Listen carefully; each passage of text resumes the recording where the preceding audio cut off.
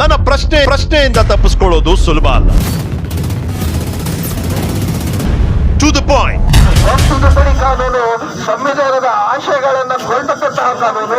ವಕ್ಫ್ ತಿದ್ದುಪಡಿ ಕಾನೂನು ಮುಸಲ್ಮಾನರ ಮೇಲೆ ದಬ್ಬಾಳಿಕೆ ಮಾಡತಕ್ಕಂತಹ ಕಾನೂನು. ವಕ್ಫ್ ತಿದ್ದುಪಡಿ ಕಾನೂನನ್ನು ನಾವು ಯಾಕೆ ವಿರೋಧಿಸಬೇಕು? ವಕ್ಫ್ ತಿದ್ದುಪಡಿ ಕಾನೂನಿನಲ್ಲಿ ಇರ್ತಕ್ಕಂತಹ ಬದಲಾವಣೆಗಳು ಮುಸಲ್ಮಾನರ ಆರ್ಥಿಕ ವ್ಯವಸ್ಥೆಯನ್ನ ಸಂಪೂರ್ಣವಾಗಿ ನಾಶ ಮಾಡುತ್ತೆ. ವಕ್ಫ್ ತಿದ್ದುಪಡಿ ಕಾನೂನು ಮುಸಲ್ಮಾನರ ಮೇಲೆ ಶಿಕ್ಷಣ ವ್ಯವಸ್ಥೆಯನ್ನ ಸಂಪೂರ್ಣವಾಗಿ ಹಾಳು ಮಾಡುತ್ತೆ. ಈ ಉದ್ದೇಶದಿಂದ ನಾವು ಚಿಕ್ಕಮಗಳೂರು ನಗರದ ಸಮಸ್ತ ಮುಸ್ಲಿಂ ಬಾಂಧವರು ಇವತ್ತು ವಕ್ಫ್ ತಿದ್ದುಪಡಿ ಕಾನೂನನ್ನ, ವಕ್ಫ್ ತಿದ್ದುಪಡಿ ಮಸೂದೆಯನ್ನ ನಾವು ವಿರೋಧಿಸಲಿಕ್ಕೆ ಇವತ್ತು ಜಮಾವಣೆಗೊಂಡಿದ್ದೀವಿ. ಈ ಜಿಲ್ಲಾ ಪಂಚಾಯತಿಯ ಮಾಜಿ ಅಧ್ಯಕ್ಷರಾದಂತಹ ಕೆ ಮೊಹಮ್ಮದ್ ಅವರು ಆಗಮಿಸಿದ್ದಾರೆ. ಅವರಿಗೂ ಕೂಡ ಸ್ವಾಗತವನ್ನ ಕೋರುತ್ತೇನೆ. ಅದೇ ರೀತಿ ಈ ವಕ್ಫ್ ಆಸ್ತಿ ಅನ್ನೋದು ಯಾರಪ್ಪನ ಮನೆ ಆಸ್ತಿನೂ ಅಲ್ಲ, ಯಾರೋ ದಾನ ಧರ್ಮ ಕೊಟ್ಟಿರ್ತಕ್ಕಂಥದ್ದು ಅಲ್ಲ.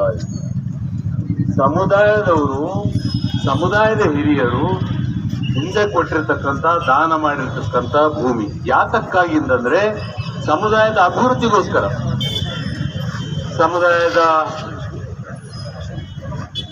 ಸಮುದಾಯ ಬಾಂಧವರು ವಿದ್ಯಾಭ್ಯಾಸ ಮಾಡುವುದಕ್ಕೆ, ಶಾಲೆಗಳನ್ನು ತೆರೆಯುವುದಕ್ಕೆ, ಅವರಿಗೆ ಆರೋಗ್ಯ ವ್ಯವಸ್ಥೆಯನ್ನು ಕಲ್ಪಿಸಿಕೊಡ್ಲಿಕ್ಕೆ ಆಸ್ಪತ್ರೆಯನ್ನು ತೆರೆಯುವುದಕ್ಕೆ, ಅವರಿಗೆ ಬೇರೆ ಬೇರೆ ಸಣ್ಣ ಸಣ್ಣ ಕೈಗಾರಿಕೆಗಳನ್ನು ಸ್ಥಾಪಿಸಿ ಅದರಲ್ಲಿ ಮುಂದುವರಿಯುವುದಕ್ಕೆ, ಮತ್ತು ನಮ್ಮ ಧಾರ್ಮಿಕ ಸ್ಥಳಗಳು, ಮಸೀದಿ ಇರ್ಬೋದು, ಮದ್ರಸಾ ಇರ್ಬೋದು, ಇವುಗಳ ಅಭಿವೃದ್ಧಿಗೆ ಇದಕ್ಕೋಸ್ಕರ ಕೊಟ್ಟಿರ್ತಕ್ಕಂಥ ಒಂದು ಭೂಮಿಗಳು. ಇದನ್ನ ವಶಪಡಿಸ್ಕೋಬೇಕು ಅನ್ನೋ ಉದ್ದೇಶದಿಂದ, ಇದು ಬಿಡಬಾರದು ಅನ್ನೋ ಉದ್ದೇಶದಿಂದ ಮುಸಲ್ಮಾನರ ಮೇಲೆ ಮತ್ಸರ ದ್ವೇಷದಿಂದ ಮಾಡತಕ್ಕಂಥ ಕೆಲಸ. ಇವತ್ತು ಯಾವ ರೀತಿ ನೀವು ಶಾಂತ ರೀತಿಯಿಂದ ಈ ಬಿಸಿಲನ್ನು ಲೆಕ್ಕಿಸಿದ್ರೆ ಉಪವಾಸ ಹಿಡ್ಕೊಂಡು ನೀವು ಬಂದಿದ್ದೀರಿ, ನಿಮ್ಮ ಪ್ರಯತ್ನಕ್ಕೆ ಅಲ್ಲಾಹ್ ಸುಬ್ಹಾನಹು ವ ತಆಲಾ ಫಲ ನೀಡಲಿ, ನಮ್ಮ ಹೋರಾಟಕ್ಕೆ ಜಯ ಸಿಗಲಿ. ಮುಂದಿನ ದಿವಸಗಳಲ್ಲಿ ಇನ್ನೂ ಹೆಚ್ಚಿನ ಒಂದು ಹೋರಾಟ ಮಾಡೋಣ. 10 ವರ್ಷದಲ್ಲಿ ಈ ಕೇಂದ್ರ ಬಿಜೆಪಿ ಸರ್ಕಾರ ಬಂದಿದೆ, ಆವಾಗ್ಲಿಂದನೂ ಈ ದೇಶದಲ್ಲಿ ನಡೀತಿರೋದು ಬರೀ ಹಿಂದೂ ಮುಸ್ಲಿಮ್ಸ್ ಮತ್ತೆ ಮಂದಿರ ಮಸ್ಜಿದು, ಇಂಡಿಯಾ ಪಾಕಿಸ್ತಾನ, ಅದು ಬಿಟ್ರೆ ಏನು ನಡೀತಾ ಇಲ್ಲ. ಇದ್ರ ಜೊತೆಯಲ್ಲಿ ಹಿಜಾಬು ತಂದಿದ್ರು. ಇವರು ಹಿಪೋಕ್ರಸಿ ನೋಡಕ್ ಪ್ರಯತ್ನ ಮಾಡ್ಬೇಕು. ನಾವು ಜನಗಳ ಅರ್ಥ ಮಾಡ್ಕೊಳ್ಬೇಕು. ಏನಂತ ಹೇಳಿದ್ರೆ, ಹಿಜಾಬ್ ತರ್ತಾರೆ ಮತ್ತೆ ಹೊರದೇಶದಲ್ಲಿ ಹೋಗಿ ಶೇಖ್ಗಳಿಗೆ ಹಗ್ ಮಾಡ್ತಾರೆ, ಅವ್ರ ಜೊತೆ ಬೇರೆ ಬೇರೆ ವ್ಯವಹಾರ ಮಾಡಕ್ ಪ್ರಯತ್ನ ಮಾಡ್ತಾರೆ. ಗೋಹತ್ಯೆ ತಗೊಂಡ್ಬಂದ್ರು, ಅದೊಂದು ಕಾನೂನು ತಗೊಂಡ್ಬಂದ್ರು. ಸರ್, ಅದರಲ್ಲೂ ಅರ್ಥ ಮಾಡ್ಕೊಳಕ್ ನಾವು ಪ್ರಯತ್ನ ಮಾಡ್ಬೇಕು. ಬರೀ ಬಡವರು ಒಂದ್ 5 kg 10 kg ಮಾಡೋರಿಗೆ ಅವ್ರಿಗೆ ಟಾರ್ಗೆಟ್ ಮಾಡ್ತಾರೆ, ಕೇಸ್ ಮಾಡ್ತಾರೆ, ಜೈಲಿಗೆ ಕಳ್ಸಕ್ ಪ್ರಯತ್ನ ಮಾಡ್ತಾರೆ. ಆದ್ರೆ ಇವ್ರದೇ ಆದ ಕಾರ್ಪೊರೇಟ್ ಲೆವೆಲ್ ಫ್ರೆಂಡ್ಸ್ಗಳು ಇಡೀ ದೇಶದಲ್ಲಿ, ಪ್ರಪಂಚದಲ್ಲಿ ಬೀಫ್ ಎಕ್ಸ್ಪೋದಲ್ಲಿ 2ನೇ ಸ್ಥಾನದಲ್ಲಿ ನಮ್ ದೇಶ ಇದೆ. ಈ ಹಿಪೋಕ್ರಸಿನ ನಾವು ಅರ್ಥ ಮಾಡ್ಕೊಳ್ಬೇಕು. ಆದ್ರೆ ಇವತ್ತು ಚೈನಾ ಎಲ್ಲಿದೆ, ನಾವೆಲ್ಲಿದ್ದೀವಿ ನಾವು ಅರ್ಥ ಮಾಡ್ಕೊಳ್ಬೇಕು. The super power country of the world. ಆದ್ರೆ ನಮ್ಮ ದೇಶ ಅದಕ್ಕಿಂತ ತುಂಬಾ ಹಿಂದೆ ಉಳಿದಿದ್ದೀವಿ. ಏನಕ್ಕೆ ಅಂತ ಹೇಳಿದ್ರೆ, ನಮ್ಮ ದೇಶದಲ್ಲಿ ಬರೀ ಜಾತಿ ಜಾತಿ ಜಾತಿ, ಆದ್ರೆ ಅವ್ರ ದೇಶದಲ್ಲಿ ಅಭಿವೃದ್ಧಿ ಅಭಿವೃದ್ಧಿ ಅಭಿವೃದ್ಧಿ. ಅವ್ರ ದೇಶದಲ್ಲಿ ನಮ್ಗಿಂತ ಜಾಸ್ತಿ ಜನಾಂಗ ಇರೋ, ಪಾಪ್ಯುಲೇಷನ್ ಇರೋ ದೇಶ. ಅವ್ರು ಏನ್ ಮಾಡಿದ್ರು, ಎಜುಕೇಶನ್ ನ ಕಂಪಲ್ಸರಿ ಮಾಡಿದ್ರು, ಇನ್ಫ್ರಾಸ್ಟ್ರಕ್ಚರ್ ನ, ಇಂಡಸ್ಟ್ರಿನ, ಸ್ಕಿಲ್ ಡೆವಲಪ್ಮೆಂಟ್ ನ ಕಂಪಲ್ಸರಿ ಮಾಡಿದ್ರು. ಆದ್ರೆ ನಮ್ಮ ದೇಶದಲ್ಲಿ ಈ ಕೋಮಾವಾದಿ ಪಕ್ಷಗಳು ಏನ್ ಮಾಡ್ತಾರೆ ಅಂತ ಹೇಳಿದ್ರೆ, ಬರೀ ಜಾತಿ ತಂದಿರ್ತಾರೆ. ಆ ಜಾತಿ ತರೋದ್ರಿಂದ ನಮ್ಮ ದೇಶ ಇವತ್ತು ಹಿಂದುಳಿದಿದೆ. ಸರ್, ನಾನು ಪಬ್ಲಿಕ್ ಆಗಿ ಒಂದು ರಿಕ್ವೆಸ್ಟ್ ಮಾಡ್ಕೊಳ್ತೀನಿ. ಏನು ಕೋಮಾವಾದಿ ಪಕ್ಷ ಇದೆ, ಏನ್ ಹಿಂದುತ್ವ ಅಂತಾರೆ, ಏನು ಜಾತಿ ತರ್ತಾರೆ, ಅವ್ರಿಗೊಂದು ಸಿಂಪಲ್ ಕ್ವಶನ್ ಸರ್. ಬಹಿರಂಗವಾಗಿ ಎಲ್ಲಾ ಮುಸ್ಲಿಂ ಜನಾಂಗ ಮುಂದೆ ಹೇಳ್ತೀನಿ, ಸರ್, ಏನ್ ಜಾತಿ ಮಾಡ್ತಾರೆ, ಹಿಂದುತ್ವ ಮಾಡ್ತಾರೆ? ನಿಜವಾಗ್ಲೂ ಇವ್ರಿಗೆ ಒಂದು ಕಾಳಜಿ ಹಿಂದುತ್ವ ಬಗ್ಗೆ ಇದ್ರೆ, ಪ್ರೀತಿ, ಅವ್ರ ಹಿಂದುತ್ವ ಬಗ್ಗೆ ಪ್ರೀತಿ ವಿಶ್ವಾಸ ಇದ್ರೆ, ಅವ್ರಿಗೆ ಟ್ಯಾಕ್ಸ್ ಫ್ರೀ ಮಾಡ್ಲಿ ಹಿಂದುತ್ವಕ್ಕೆ, ಮುಸ್ಲಿಮ್ಸ್ ಅವ್ರಿಗೆ ಬೇಡ. ಎಜುಕೇಶನ್ ಫ್ರೀ ಮಾಡ್ಲಿ, ಪೆಟ್ರೋಲ್ ಫ್ರೀ ಮಾಡ್ಲಿ. ಆವಾಗ ನಾವು ಅರ್ಥ ಮಾಡ್ಕೊಳ್ತೀವಿ ನಿಜವಾಗ್ಲೂ ನಿಮ್ಗೆ ಹಿಂದುತ್ವ ಬಗ್ಗೆ ಕಾಳಜಿ ಇದೆ ಅಂತ ಹೇಳಿ. ಶ್ರೀಲಂಕಾದಲ್ಲಿ ಏನಾಯ್ತು, ಇದೇ ಜಾತಿ ಇದೇ ಹಿಂದುತ್ವ ತಂದಿದ್ದಕ್ಕೆ ಇವತ್ತು ದಿವಾಳಿ ಆಗೋಯ್ತು ಶ್ರೀಲಂಕಾ. ಇದೇ ಮುಂದಿನ ದಿನಗಳಲ್ಲಿ ನಮ್ಮ ದೇಶನೂ ದಿವಾಳಿ ಆಗಲ್ಲ ಅಂತ ಏನು ಗ್ಯಾರಂಟಿ ಇಲ್ಲ. ಖಂಡಿತ ದೇವಳೆ ಆಗೇ ಆಗತ್ತೆ. ಆವಾಗ ಜನಗಳು ಶ್ರೀಲಂಕಾದಲ್ಲಿ ಹೆಂಗೆ ಪ್ರೆಸಿಡೆಂಟಿಗೆ, ಅಲ್ಲಿನ MP MLA ಗಳಿಗೆಲ್ಲ ಒದ್ದು ಓಡಿಸಿದ್ರು ದೇಶ ಬಿಟ್ಟು, ಇದೇ ನಮ್ಮ ದೇಶದಲ್ಲೂ ಅದೇ ತರ ಆಗೇ ಆಗತ್ತೆ. ಸೊ ನಾವು ಮುಸ್ಲಿಮ್ಸು ನಾವೇನು ಹೆದೆ ಬಗ್ಗೆ ತೋರಿಸ್ಬೇಕಂತ ಇಲ್ಲ, ನಮ್ಮ ದೇಶ ಭಕ್ತಿ ಎಷ್ಟಿದೆ ಅಂತ ಹೇಳಿ. ನಮ್ಮ ದೇಶಕ್ಕೆ ಯಾವತ್ತು ಏನಾದ್ರೂ ಆದ್ರೂ ನಾವು ನಮ್ಮ ಜೀವ ಕೊಡಕ್ಕೆ ಒಂದು ಪ್ರಯತ್ನ ಖಂಡಿತ ಮಾಡ್ತೀವಿ. ಅದಕ್ಕೊಂದು ಬೆಸ್ಟ್ ಎಕ್ಸಾಂಪಲ್ ಅಂತ ಹೇಳಿದ್ರೆ, ಇಡೀ ಪ್ರಪಂಚದಲ್ಲಿ ಒಂದು ಕರೋನಾ ಅಂತ ಹೇಳಿ ಒಂದು ದೊಡ್ಡ ದುರಂತ, ಒಂದು ಡಿಸೀಸ್ ಬಂತು. ಆ ಡಿಸೀಸ್ ಟೈಮ್ ಅಲ್ಲಿ ಇದೇ ಹಿಂದುತ್ವವಾದಿಗಳು ಮನೇಲಿ ಹೋಗಿ ಮಲ್ಕೊಂಡ್ರು. ಅವ್ರದೇ ತಂದೆ ತಾಯಿ ಶವವನ್ನು ಸ್ಮಶಾನದಲ್ಲೂ ಬಂದಿಲ್ಲ, ಹಾಸ್ಪಿಟಲ್ ಬಂದಿಲ್ಲ. ಅದೇ ಟೈಮಲ್ಲಿ ಇದೇ ಮುಸಲ್ಮಾನ್ ಬಾಂಧವರು ಹೆಗ್ಲು ಕೊಟ್ಟಿದ್ದು, ಜೀವ ಕೊಟ್ಟಿ ಆ ಸ್ಮಶಾನದಲ್ಲಿ ತಗೊಂಡೋಗಿ ಬಿಲ್ ಏನಿದೆ ಬರೀ ರಾಜಕೀಯ ಷಡ್ಯಂತ್ರ. ಇವ್ರು ಏನ್ ಮಾಡ್ತಾರೆ ಅಂತ ಹೇಳಿದ್ರೆ ಬರೀ ಬಿಲ್ ಬಗ್ಗೆ ಮುಸಲ್ಮಾನರ ಬಗ್ಗೆ ಟಾರ್ಗೆಟ್ ಮಾಡ್ತಿರೋದಲ್ಲ, ಇವ್ರು ಟಾರ್ಗೆಟ್ ಮಾಡ್ತಿರೋದೇ ಕಾನ್ಸ್ಟಿಟ್ಯೂಷನ್ಗೆ. ಏನಕ್ಕೆ ಅಂತ ಹೇಳಿದ್ರೆ ಈ ನಮ್ಗೆ ಹಕ್ಕು ನಮ್ಗೆ ಯಾರು ಕೊಟ್ಟಿರೋದು, ನಮ್ಗೆ ಈ ಹಕ್ಕು ಕೊಟ್ಟಿರೋದೇ ಕಾನ್ಸ್ಟಿಟ್ಯೂಷನ್. ಇವತ್ತಿನ ಈ ನಿಮ್ಮ ಪ್ರತಿಭಟನೆ ಭಾರತ ದೇಶವನ್ನ ಐಕ್ಯವಾಗಿ ಇಡಬೇಕು ಅಂತಕ್ಕಂತಹ ದೊಡ್ಡ ಉದಾತ್ತ ಆಶಯ ಇಟ್ಕೊಂಡು ಮಾಡ್ತಾ ಇರ್ತಕ್ಕಂಥ ಪ್ರತಿಭಟನೆ.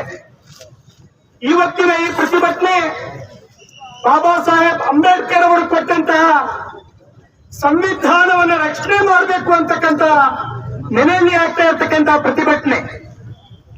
ಯಾಕೆ ಈ ಮಾತನ್ನ ಪ್ರಾರಂಭದಲ್ಲೇ ಹೇಳಿದೆ ಅಂದ್ರೆ, ಇವತ್ತು ನಮ್ಮ ದೇಶದಲ್ಲಿ ಆಡಳಿತ ಮಾಡ್ತಾ ಇರ್ತಕ್ಕಂತಹ ನರೇಂದ್ರ ಮೋದಿ ನೇತೃತ್ವದ ಬಿಜೆಪಿ ಸರ್ಕಾರ ಸಂವಿಧಾನ ವಿರೋಧಿ ಸರ್ಕಾರ. ನರೇಂದ್ರ ಮೋದಿ ಸರ್ಕಾರ ಸರ್ವಾಧಿಕಾರಿ ಹಿಟ್ಲರ್ ಮಾದರಿಯ ಸರ್ಕಾರ. ಈ ಸರ್ಕಾರಕ್ಕೆ ಭಾರತ ದೇಶದ ಜನ, ಭಾರತ ದೇಶದ ಏನು ಅಸ್ಮಿತೆ ಇದೆ, ಭಾರತ ದೇಶದ ಸಂವಿಧಾನದ ತತ್ವಾದರ್ಶಗಳಿದಾವೆ, ಅದನ್ನ ಉಳಿಸಕ್ಕೆ ಅವರು ಗಮನ ಕೊಡ್ತಾ ಇಲ್ಲ. ಬದಲಾಗಿ ಇವತ್ತು ಧರ್ಮಗಳ ನಡುವೆ ದ್ವೇಷವನ್ನ ಬಿತ್ತಿ ಆ ಮುಖಾಂತರ ಈ ದೇಶದ ಐಕ್ಯತೆಯನ್ನ ಹೊಡೆದು ರಾಜಕಾರಣ ಮಾಡಬೇಕು ಅಂತಕ್ಕಂಥ ಹಿನ್ನೆಲೆಯಲ್ಲಿ ಅವರತ್ತು ಷಡ್ಯಂತ್ರಗಳನ್ನ ಮಾಡ್ತಾ ಇದ್ದಾರೆ.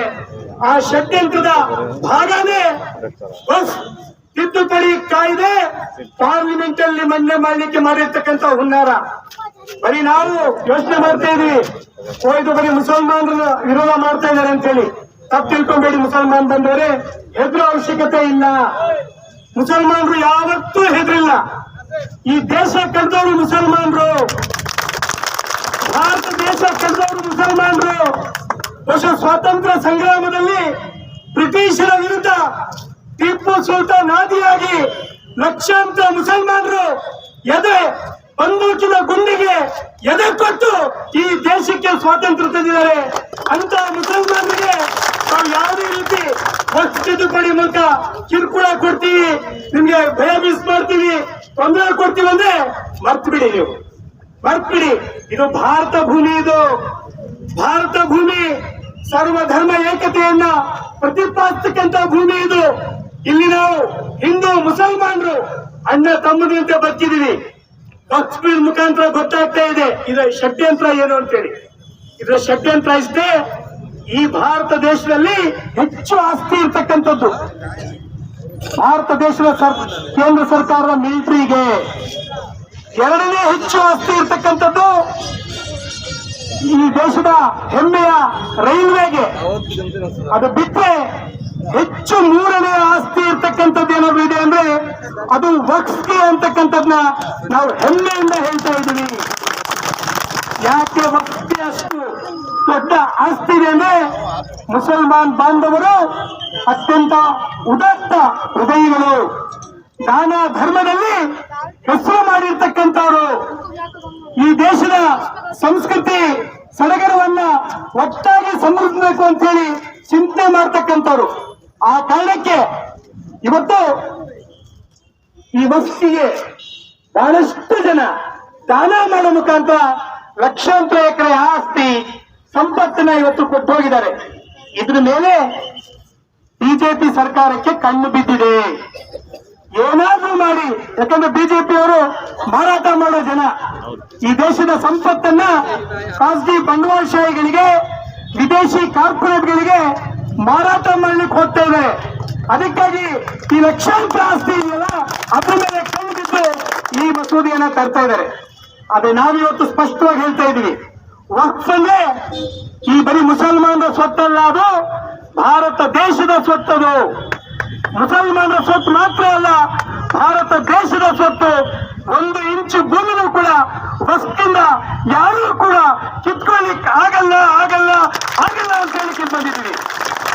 ಒಂದು ವೇಳೆ ತಮಗೆಲ್ಲ ಸ್ಪಷ್ಟವಾಗಿ ಗೊತ್ತಿರಬೇಕು, ಈ ಮಸೂದೆ ಜಾರಿ ಮಾಡಬೇಕಾದ್ರೆ ಬಹಳ ದೊಡ್ಡ ನಾಟಕ ನಡೀತು. ನಾವು ಇವತ್ತು ಮಸೂದೆ ತಂದ್ಬಿಡ್ತೀವಿ, ತಂದ ತಕ್ಷಣ ಇವತ್ತು ಅವರ ಆಲೋಚನೆ ಏನಿತ್ತು, ಇವತ್ತು ಮುಸಲ್ಮಾನ್ ಬಾಂಧವರು ಅವರ ಸಾಂಸ್ಕೃತಿಕ ಹಿರಿಮೆ ಗರಿಮೆಯನ್ನ ಕೊಡ್ತಕ್ಕಂತ ಬಹಳಷ್ಟು ಅವಶೇಷಗಳಿದ್ದಾವೆ. ದೆಹಲಿಯಿಂದ ಈ ಚಿಕ್ಕಮಗಳೂರು ಬಂದರೂ ಕೂಡ ದೊಡ್ಡ ದೊಡ್ಡ ಕಟ್ಟಡಗಳು, ರಮಣೀಯವಾಗಿರ್ತಕ್ಕಂಥ ವಿದ್ಯಾಲಯಗಳು ಮೇಲೆ ಕಂಡುಬಿದ್ದಿರ್ತಕ್ಕಂಥವರು ಹೇಗಾದ್ರೂ ಮಾಡಿ ಇದನ್ನ ಹೊಡಿಬೇಕು, ಕಿತ್ಕೊಳ್ಬೇಕು ಅಂತಕ್ಕಂಥ ಹುನ್ನಾರದ ಭಾಗವಾಗಿ ಇವತ್ತು ಮಾಡಿದ್ರು. ಆ ಸಂದರ್ಭದಲ್ಲಿ ಈ ದೇಶದ ಪ್ರಜ್ಞಾವಂತರು ವಿರೋಧ ಮಾಡ್ತಾರೆ, ಯಾವುದೇ ಕಾರಣಕ್ಕೂ ವಕ್ಫ್ ಕಾಯ್ದೆಗೆ ತಿದ್ದುಪಡಿ ತರಬಾರದು ಅಂತೇಳಿ.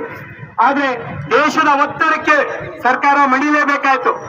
ದೇಶದ ಒತ್ತಡಕ್ಕೆ ಸರ್ಕಾರ ಮಣಿಬೇಕಾಯ್ತು. ಜೆಪಿಸಿಗೆ ಕೊಡಬೇಕು ಅಂತ ಚರ್ಚೆ ಆಯ್ತು. ಜೆಪಿಸಿಗೂ ಕೂಡ ಕೊಟ್ಟರು. ಜಾಯಿಂಟ್ ಪಾರ್ಲಿಮೆಂಟರಿ ಕಮಿಟಿ ಅದನ್ನ ವಿಮರ್ಶೆ ಮಾಡಿ ಅಂತ ಹೇಳಿದ್ರು. ಆದ್ರೆ ಬಿಜೆಪಿ ಸರ್ಕಾರ ಯಾಕೆ ಹಿಟ್ಲರ್ ಅಂತ ಹೇಳ್ತೀವಿ ಅಂದ್ರೆ, ಜಂಟಿ ಪಾರ್ಲಿಮೆಂಟ್ ಕಮಿಟಿ ಇದ್ದಂತ ವಿರೋಧ ಪಕ್ಷದ ಸದಸ್ಯರನ್ನ ಅಮಾನತ್ ಮಾಡ್ತಾರೆ. ಅವ್ರ ಅಭಿಪ್ರಾಯ ಕೊಟ್ರೆ ಆ ರಿಪೋರ್ಟ್ ಅಲ್ಲಿ ಬರೆಯೋದಿಲ್ಲ. ಅವರಿಗೆ ಅವಮಾನ ಮಾಡಿ ಹೊರಗಾಗ್ತಕ್ಕಂತ ಒಂದು ಕೆಟ್ಟ ವರ್ತನೆ ಆ ತಿದ್ದುಪಡಿ ಏನು ಕಾಯ್ದೆಗೆ ಅಧ್ಯಕ್ಷರಾದಂತವರು ಅವಂತ ವರ್ತನೆಯನ್ನು ಮಾಡ್ತಾರೆ. ಅವತ್ತು ಈ ಭಾರತ ದೇಶದ ಬಿಜೆಪಿ ಹೊರತುಪಡಿಸಿದಂತಹ ಇಡೀ ದೇಶದ ರಾಜಕೀಯ ಪಕ್ಷಗಳು ಇವತ್ತು ವಿರೋಧ ಮಾಡ್ತಾರೆ. ಆದ್ರೆ ಇವತ್ತು ಇನ್ನೊಂದು ವಿಶೇಷ ಇದೆ. ನಾವು ಈ ನೆಲದಲ್ಲಿ ನಿಂತು ಕರ್ನಾಟಕ ರಾಜ್ಯ ಸರ್ಕಾರಕ್ಕೂ ಕೂಡ ಅಭಿನಂದನೆ ಸಲ್ಲಿಸಬೇಕಾಗಿದೆ ಇವತ್ತು. ಯಾಕಂದ್ರೆ ಅಸೆಂಬ್ಲಿಯಲ್ಲಿ ಬಿಲ್ ಅನ್ನ ಜಾರಿ ಮಾಡಬಾರದು ಅಂತಕ್ಕಂಥ ನಿರ್ಣಯ ಕೈಗೊಂಡು ಸಿದ್ದರಾಮಯ್ಯನವರು ಆ ಬಿಲ್ಗೆ ಇವತ್ತು ವಿರೋಧವನ್ನು ವ್ಯಕ್ತಪಡಿಸಿದ್ದಾರೆ. ಆ ಕಾರಣಕ್ಕೆ ನಾವು ಇವತ್ತು ಯಾವುದೇ ಕಾರಣಕ್ಕೂ ಕೂಡ ಕಳೆದ ಒಂದು ವಾರದಿಂದ ಜಂತರ್ ಮಂತರ್ ಆದಿಯಾಗಿ ಇಡೀ ದೇಶದ ಉದ್ದಗಲಕ್ಕೂ ಕೂಡ ಇವತ್ತು ಹೋರಾಟ ನಡೀತಾ ಇದೆ. ಮತ್ತೊಂದು ವಿಚಾರ ಇಲ್ಲಿ ನಾನು ಮಾತನ್ನು ಮುಗಿಸ್ತಾ ಇದ್ದೀನಿ. ವಕ್ಫ್ಗಂದ್ರೆ ಇದೆಲ್ಲ ಸಾಬ್ರು ಏನೋ ಮಾಡ್ತಿದ್ದಾರೆ ಅಂತಕ್ಕಂಥದ್ದಲ್ಲ. ಇವತ್ತು ಮುಸಲ್ಮಾನರಿಗೆ ದಾನ ಧರ್ಮ ಕೊಡ್ತಕ್ಕಂತ ದತ್ತಿ ಸಂಸ್ಥೆ ಅದು ವಕ್ಫ್ ಅಂದ್ರೆ, ಅದು ಸರ್ಕಾರದ ಅಂಡರಲ್ಲಿ ಬರುತ್ತೆ. ಹಾಗೆ ಹಿಂದೂಗಳಲ್ಲೂ ಕೂಡ ದೇವಸ್ಥಾನಗಳನ್ನ ಕಟ್ಟಲಿಕ್ಕೆ, ಮಂದಿರಗಳನ್ನ ಕಟ್ಟಲಿಕ್ಕೆ ಸಾಕಷ್ಟು ಜನ ದಾನ ಕೊಡ್ತಾರೆ. ಅಲ್ಲೂ ಕೂಡ ಹಿಂದೂ ಧಾರ್ಮಿಕ ದತ್ತಿ ಸಂಸ್ಥೆಗಳಿದ್ದಾವೆ. ಸೊ ಆ ಹಿಂದೂ ಧಾರ್ಮಿಕ ಸಂಸ್ಥೆಗಳಲ್ಲಿ ಅವ್ರದೇ ಆಗಿರ್ತಕ್ಕಂಥ ಪರಂಪರೆಯ ಭಾಗವಾಗಿ ಅವರು ಯಾರಿಗ್ ಬೇಕು ಅರ್ಚಕರು, ಅಲ್ಲಿರ್ತಕ್ಕಂಥ ಯಾರು ಪ್ರಾಜ್ಞರಿದ್ದಾರೆ ಅವ್ರನ್ನ ಆಯ್ಕೆ ಮಾಡ್ಕೊಳ್ತಾರೆ. ಅಲ್ಲಿ ಯಾರಿಗೂ ಕೂಡ ಅನ್ಯ ಧರ್ಮಕ್ಕೆ ಅವಕಾಶ ಇರಲ್ಲ. ಆದ್ರೆ ವಕ್ಫಲ್ಲಿ ನೀವು ಕಮಿಟಿ ಮಾಡ್ಬೇಕಾದ್ರೆ ಇತರೆ ಧರ್ಮದವರು ಸೇರಿಸ್ಕೊಳ್ಳಿ ಅಂತ ಕತ್ತಿದೆಯಲ್ಲ, ಇದು ದೊಡ್ಡ ಷಡ್ಯಂತ್ರ. ಇದೇ ದೊಡ್ಡ ಷಡ್ಯಂತ್ರ. ಏನಾದ್ರು ಮಾಡಿ ಈ ಮುಸಲ್ಮಾನರ ನೀತಿಗಳನ್ನ ಬಡಿಬೇಕು ಅಂತಕ್ಕಂಥ ಹಿನ್ನೆಲೆಯಲ್ಲಿ ಮಾಡ್ತಾ ಇರ್ತಕ್ಕಂಥ ದೊಡ್ಡ ಹುನ್ನಾರ ಇದು. ಸೊ ಈ ಕಾರಣಕ್ಕೆ ಒಂದು ನಾವು ವಿರೋಧ ಮಾಡ್ತಾ ಇವತ್ತು ಈ ತರಬೇಕಾದ್ರೆ ಬರೀ ವಕ್ಫ್ ಬೋರ್ಡಿಂಗ್ ಮಾತ್ರ ಇಲ್ಲ, ಈ ದೇಶದಲ್ಲಿ ಸಂವಿಧಾನ ಬದಲಾವಣೆ ಮಾಡಬೇಕು, ಏಕ ಚುನಾವಣೆ ತಂದು ಇಲ್ಲಿ ಪ್ರಜಾತಂತ್ರ ವ್ಯವಸ್ಥೆಯನ್ನ ಸಂಪೂರ್ಣವಾಗಿ ಅದನ್ನೇ ಇವತ್ತು ಹಿಟ್ಲರ್ ರಾಜ್ಯ ಮಾಡಬೇಕು ಅಂತಕ್ಕಂಥ ಹಲವಾರು ಹುನ್ನಾರ ಇದೆ. ಆ ಹಿನ್ನೆಲೆಯಲ್ಲಿ ಒಂದಕ್ಕೊಂದು ಪೂರಕವಾಗಿ ಈ ವಕ್ಫ್ ಪ್ರತಿಭಟನೆ ಮಾಡಿದ್ರೆ ಗೊತ್ತಲ್ಲ, CAA NRC ಆದಾಗ ಏನೇನು ಅವಾಂತರಗಳಾಯ್ತು ಅಂತ ಹೇಳಿ. ಇವತ್ತು ಕೂಡ 3 ಕ್ರಿಮಿನಲ್ ಕಾನೂನುಗಳನ್ನು ಕೂಡ ಇವತ್ತು ಜಾರಿಗೆ ತಂದಿದ್ದಾರೆ.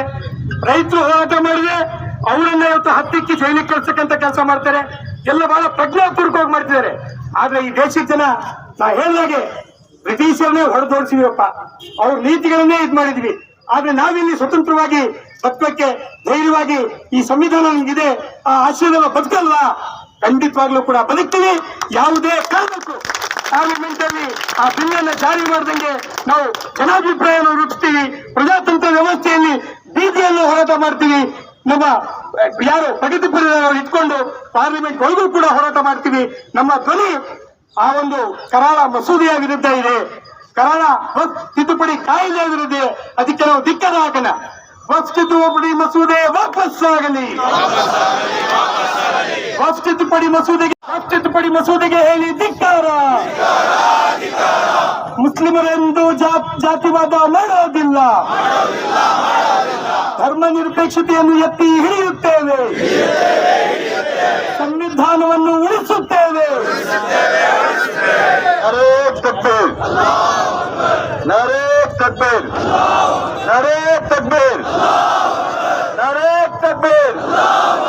इस्लाम इस्लाम इस्लाम ये तो ये शुरुआत है.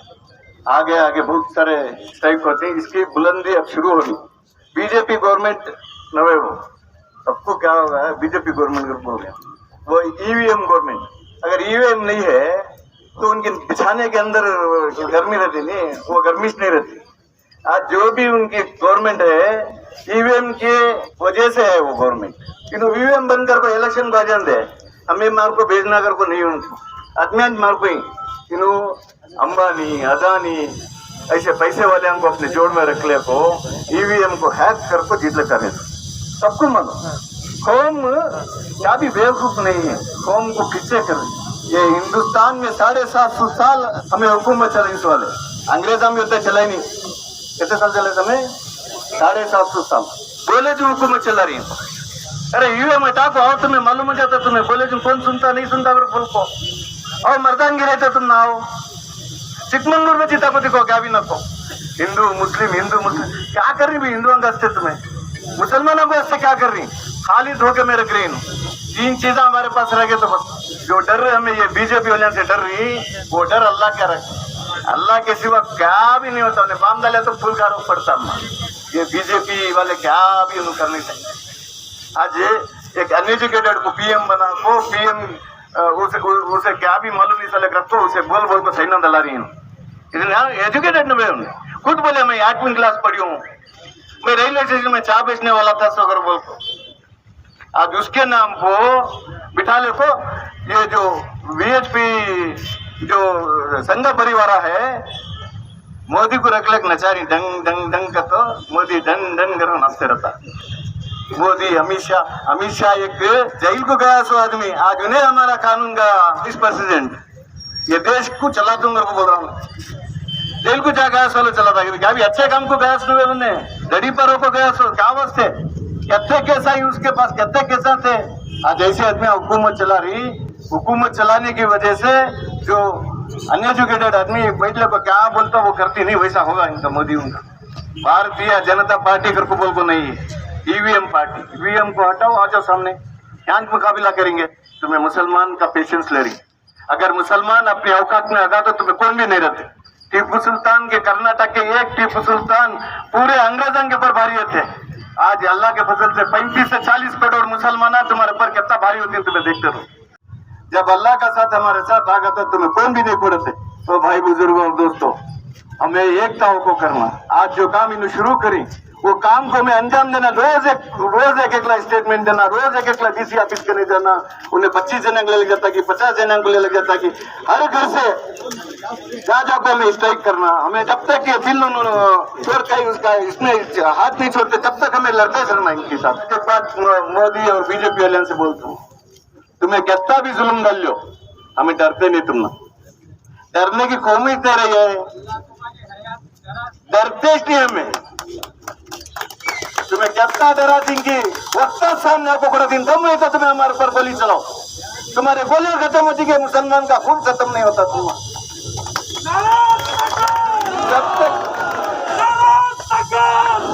जब तक इस्लाम जिंदा है तब तक तुम्हें हमारा बाल भी उखाड़ नहीं सकते। जब हमें आ जाती तुम ना मारने में तुम्हें एक जगह भी दिखते नहीं तुम्हें कहाँ से ऊपर दिन तुमने मालूम अंदाजी वहां से भी निकाल को मार दिया।